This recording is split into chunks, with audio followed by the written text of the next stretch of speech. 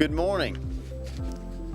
This is the public briefing for the Hurricane Laura event, and it is a hurricane now. It is Hurricane Laura, which we've just learned in the latest weather report from the National Weather Service, has entered the Gulf, and we're going to cover a few important details today.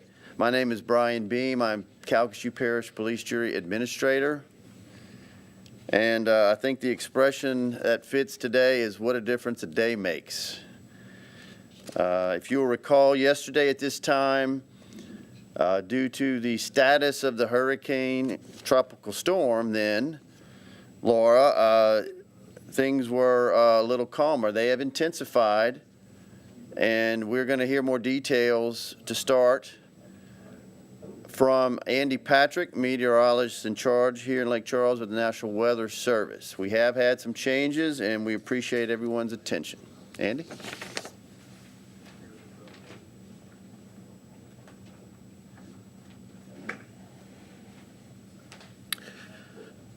Thank you, Brian.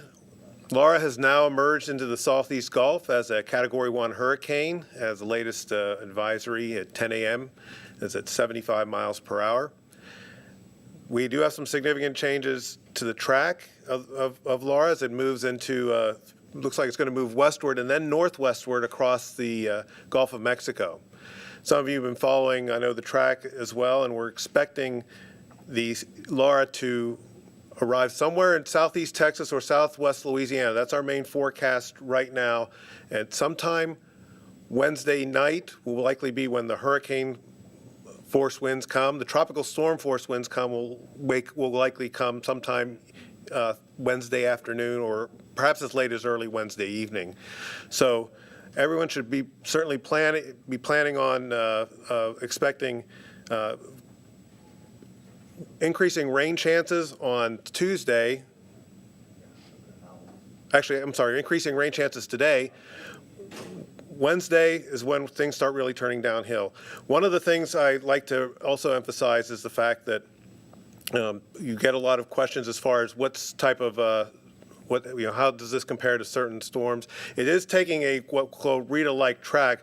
We could see some significant impacts with winds and storm surge. One of the differences, though, we're seeing is that the system is actually going to move a lot quicker. So the hurricane force winds are going to last less time, but we may see some lingering storm surge issues, especially across the communities of Calcasieu Parish. So really the main time frame will be Wednesday evening. Wednesday night is when really the worst weather will come. And certainly I know many have already preparing. A few have already left the area with a voluntary evacuation. I know Dick will talk a little bit about that right now.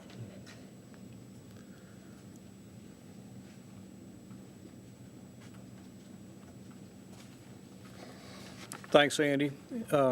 As Andy mentioned, we've been operating under a voluntary evacuation since Saturday, but unfortunately with the new forecast, both for winds and for storm surge, we're now recommending a mandatory evacuation for all of Calcasieu Parish. And I want to read what the state law, because there's a lot of questions about mandatory evacuations. I just want to read to you what that means.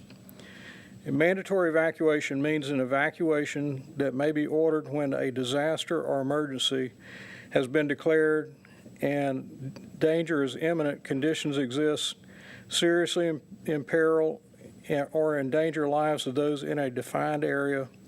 Government officials strongly urge and order all persons in a designated evacuation area to relocate to safer locations for their own safety. Personal discretion is not to be considered a deciding factor. And then we get a lot of questions from businesses, and so what it says about that is a mandatory evacuation order applies to the public in general.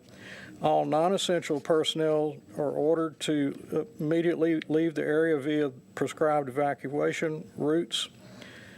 Exceptions to a mandatory evacuation are those persons who are designated as essential workforce or critical workforce.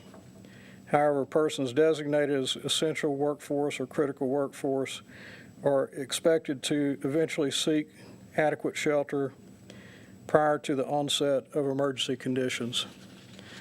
So what we're saying is this situation has turned from a situation where we recommended that you could stay because we thought that the weather conditions would be okay for that, to now we're saying this is shaping up to be a very dangerous storm, storm surge in the order of 9 to 13 feet above ground. Just as a reference point, that's probably a couple of feet more than either Rita or Ike. Wind speeds in the Category 3 area. Again, if you're in a structure that it is not substantial, we're asking you to either evacuate the area or move to a safer structure.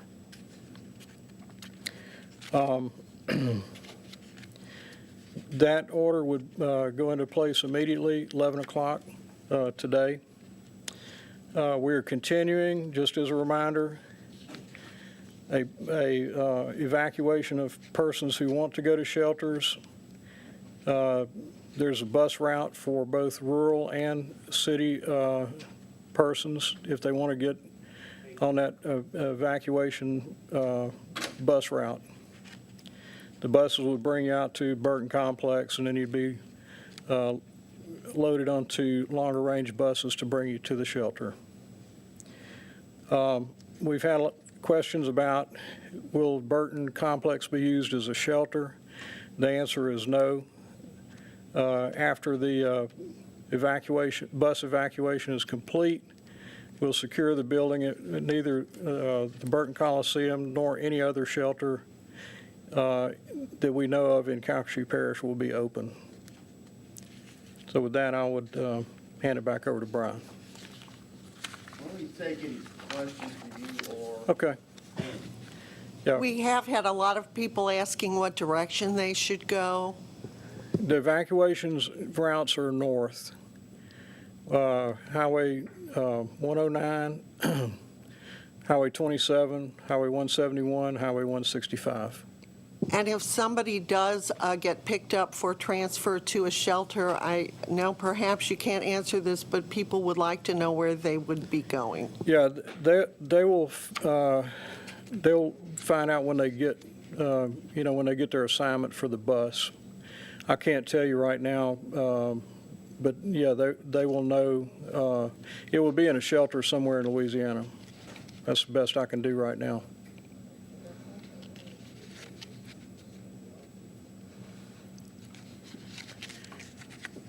Any questions for Andy? Andy, I see Andy coming up.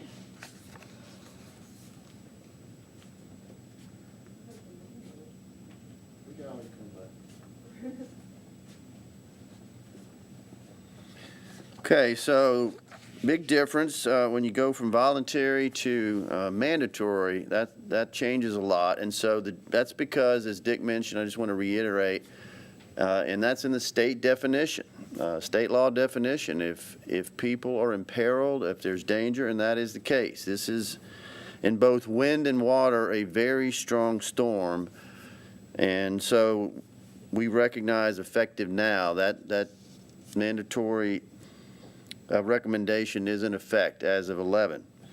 We want to hear from a few of our elected officials. We're going to start first with Police Jury President Tony Gilry, and he will be followed by Sheriff Tony Mancuso.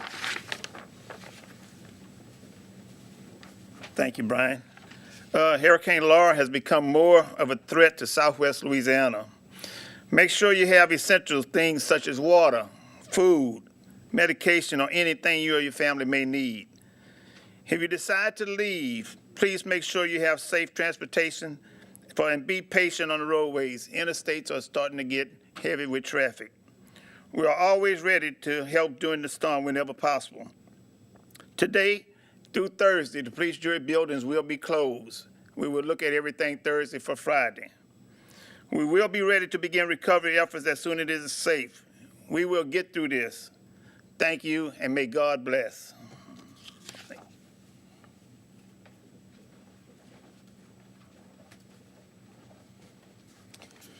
You know, I have a lot of things I want to cover, and I think that that the public needs to understand, and I always use this analogy to put it in perspective for you. We are evacuating. Yesterday, I told you, based on the conditions we had yesterday and what we were going to do, we were only evacuating a couple hundred inmates because of the type of dormitories they were in. Today, we are evacuating our jail. So that should be a good clue, you know, and I don't mean this in a derogatory way or in an uncompassionate way, but you know, the worst of the worst are in our jails.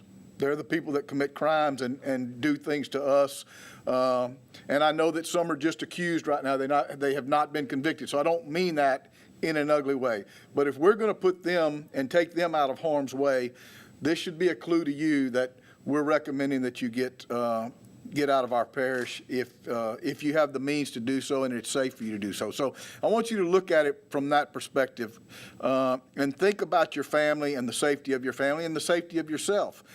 I said this before yesterday. You know, I had people that stayed during Hurricane Rita and made the statement, "I'll never do that again." And I had people that left, but their houses were fine when they came back and said, "Well, I'm not leaving next time." You know, that's a personal choice. When we say mandatory evacuation, we're not going to come physically remove you from your house. But I want you to understand that there's going to be a point where we cannot help you, and you're on your own. And you may be on your own for an extended period of time. And that breaks my heart to even say that, because that's not what we do. Our job is to protect people, to save people, to come to their aid. And there may be a moment in this, a duration, not just a short window, a duration of time where we cannot do that for you. You look for us for guidance. You look for us to protect you, and we're going to do that. But you have to do your part too. And this is why I'm stressing the way that I'm stressing to you. We've been through this before. We have the resources. We have the manpower. I think I made this clear yesterday. Unlike the pandemic, where we're kind of floundering and learning as we go, we know how to do this. We know how to protect your property. And let me tell you, our jail is going to be empty. So we're going to take zero tolerance.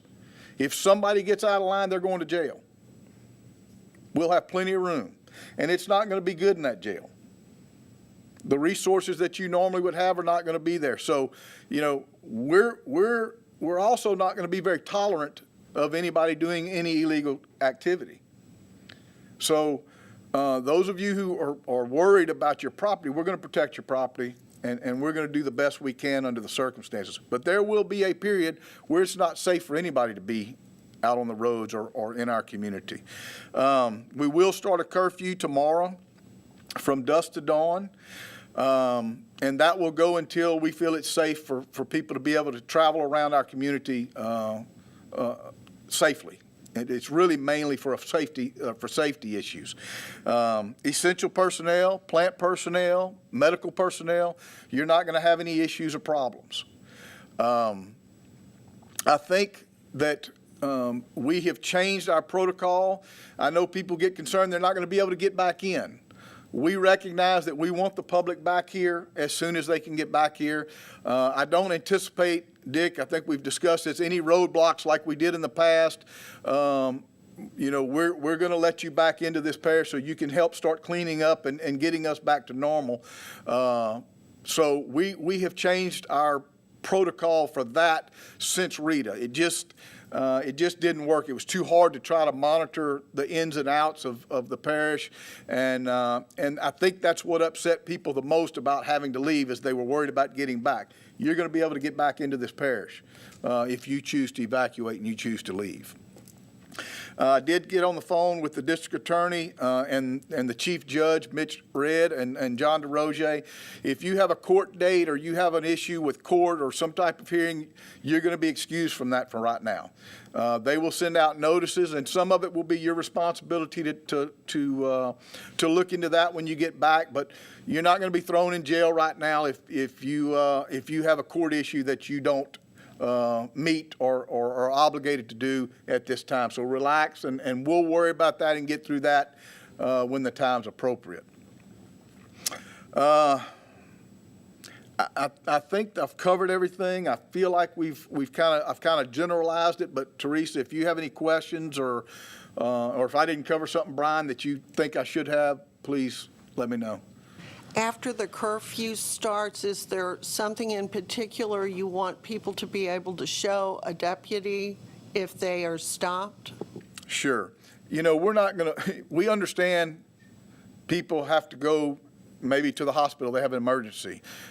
We know that people have to get to and from our industries at certain times.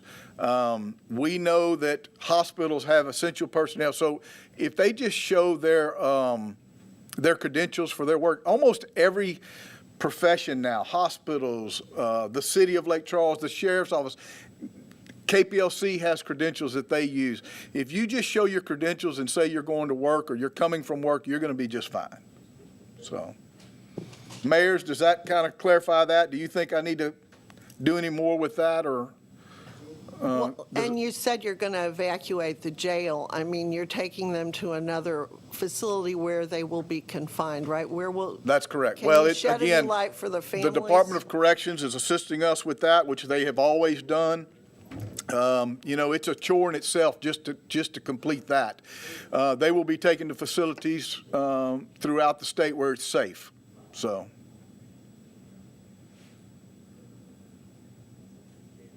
Anybody else? I think Mayor Hunter is next. Thanks.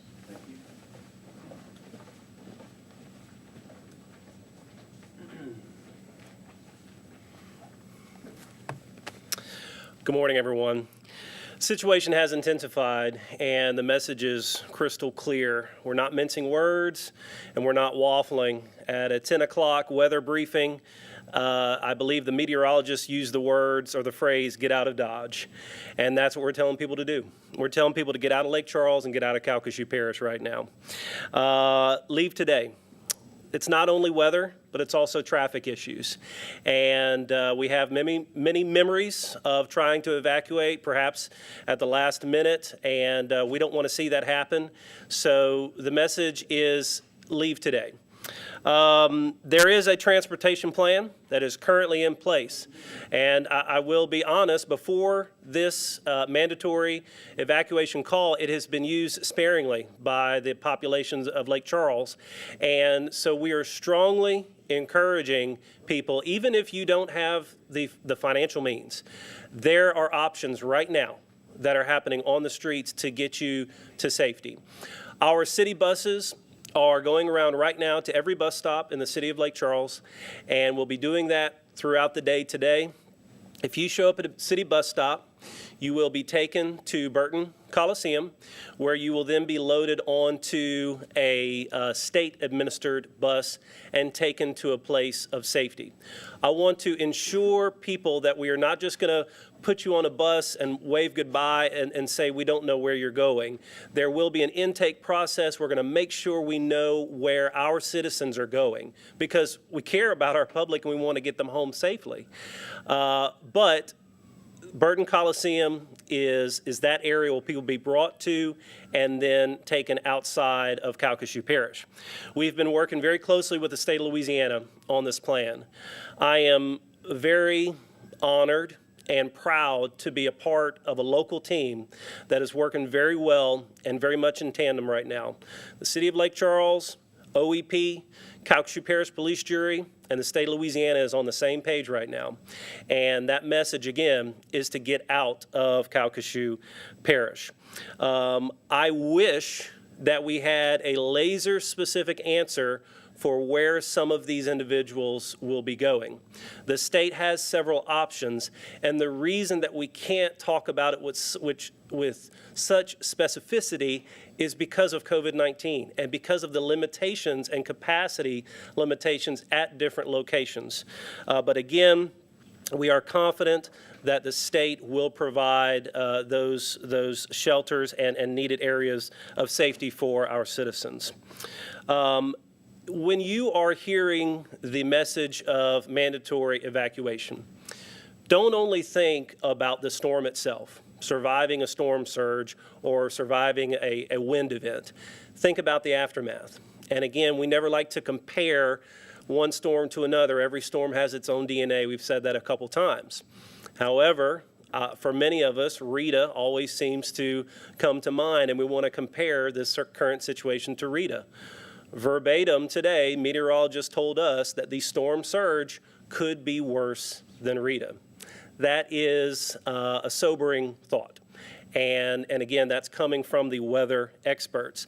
So when you are considering leaving this parish, don't only think about surviving the actual storm itself, think about the aftermath.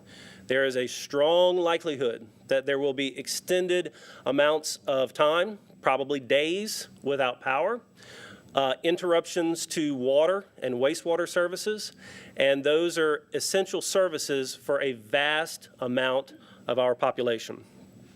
I want to take a moment to comment on this conversation about shelter options. It is absolutely inadvisable and perhaps really not safe for a shelter to be open in Calcasieu Parish. A Category 3 storm brings with it intense winds, intense storm surge. It is absolutely not advisable for us to have a shelter in Calcasieu Parish. That is why we made the tough decision to call for this mandatory evacuation to get people to a shelter or a safe place outside of Calcasieu Parish. I want you to know that I'm speaking today with the support of all of the area mayors in Calcasieu Parish. The executive policy group met earlier today, literally about an hour ago, and every mayor in Calcasieu Parish has given me their blessing to say that I speak on their behalf when we are encouraging all citizens to exit the parish. I want to end with this, and then I'll take some questions. I want you to think about leaving today, and then in 3 or 4 days, perhaps the storm shifts, perhaps it weakens, and in 3 or 4 days saying to yourself and your family, well, it wasn't that bad, we probably didn't have to leave after all, versus you staying and in 2 or 3 days wishing that you had left and regretting that you hadn't left. And with that, I'll open it up for any questions. To what extent are mechanisms in place to, as soon as it hits, begin the process of clearing the streets and also that people can come back and check on their property? And also, I mean, will there be a shelter of last resort for people who find that they should have followed the advice and didn't, or anything along those lines? Well, as far as the cleanup process, it depends on the intensity of the storm. I can tell you that the city of Lake Charles has protocols in place.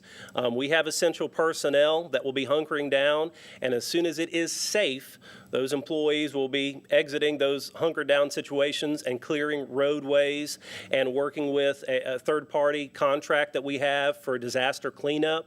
It's hard for me to say how quickly that would happen because it just depends on the storm. But we're going to work as quickly as humanly possible to get this place back in order to where at least the streets, the roads are clear. Down power lines is obviously another major thing that people have to consider, and that is very dangerous, obviously, to the health and safety of individuals. I think the best way I could answer your other question is I'm going to go back to what I said a moment ago. It is absolutely not advisable to open up a shelter in Calcasieu Parish right now with a Category 3 hurricane a target on Calcasieu Parish with a Category 3 hurricane. And so I don't want there to be people in 2 or 3 days saying, oh boy, I should have left. I'm telling you right now, and the message is clear and concise, get out of town if you have the means to do it. And if you don't have the means to do it, take advantage of the transportation plan that's in place right now, going on as we speak. In your meeting concerning the hurricane, did they give you an idea how deep the water could be in downtown Lake Charles? We didn't speak specifically about downtown Lake Charles. Again, I know we try to avoid comparisons, but for Rita, I believe water got very close, if not right up to the Civic Center, and so you could certainly expect that or worse. All right? Thank you.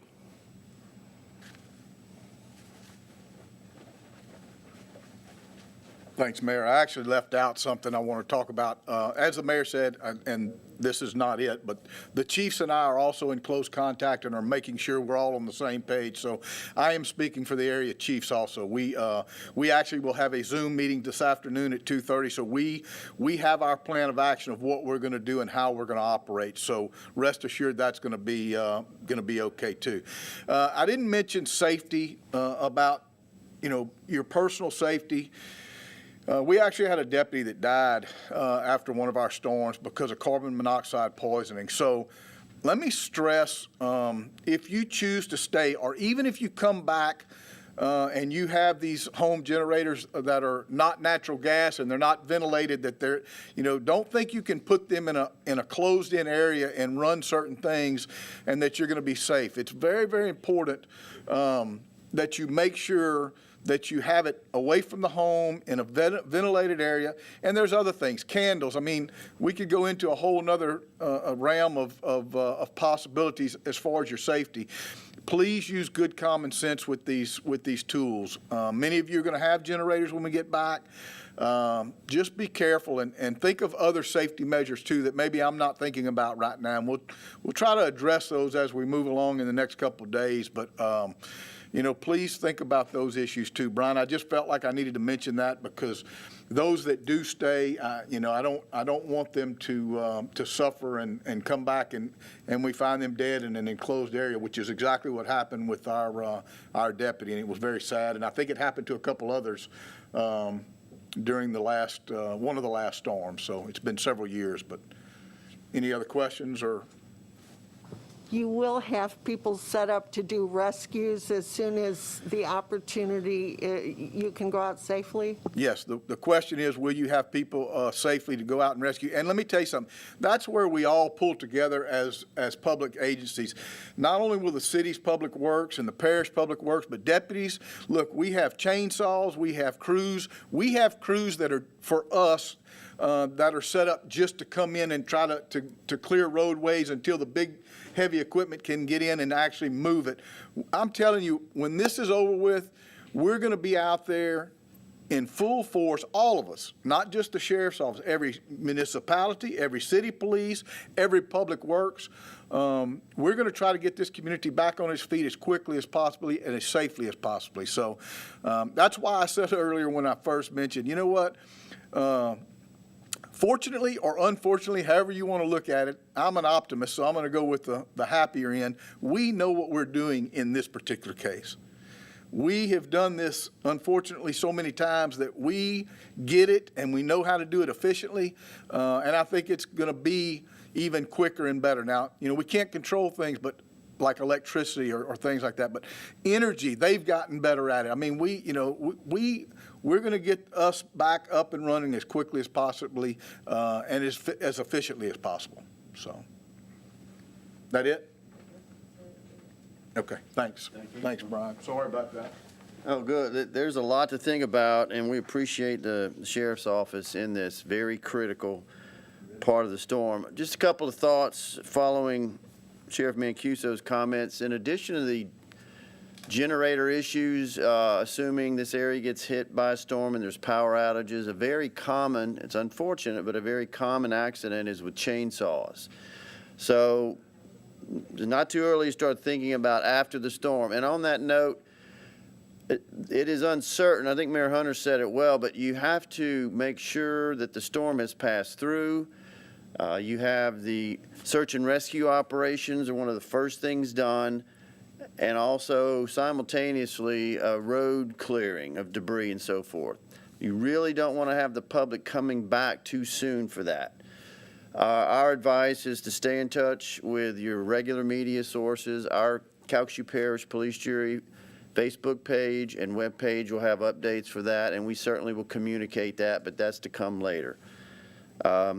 Other than that, we have completed today's public briefing. We will have another one at 4:30 p.m. today with any updates, especially on the local sheltering, transportation plan, and any other matters that may be needed. But until then, are there any other questions? Okay, well, everybody be careful. We will continue to communicate later this afternoon. Thank you.